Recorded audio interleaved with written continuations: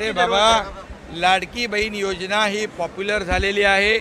कोणालाही विचार प्रमुख करा, प्रचार प्रमुख करा, आणखी काय प्रमुख करा, आता या महाराष्ट्रातल्या लाडक्या बहिणी कोणाचंही ऐकणार नाहीत।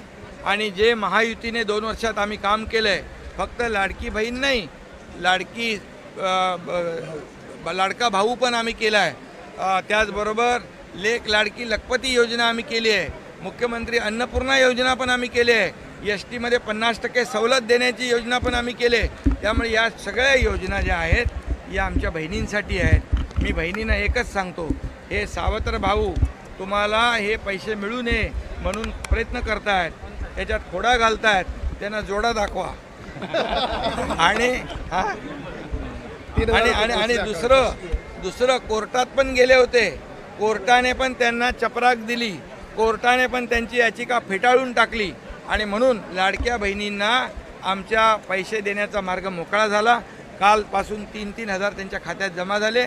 आमच्या बहिणी हुशार आहेत, सुज्ञ आहेत। देणारे कोण आणि घेणारे कोण, या देना बँक आहे वा लेना बँक आहे।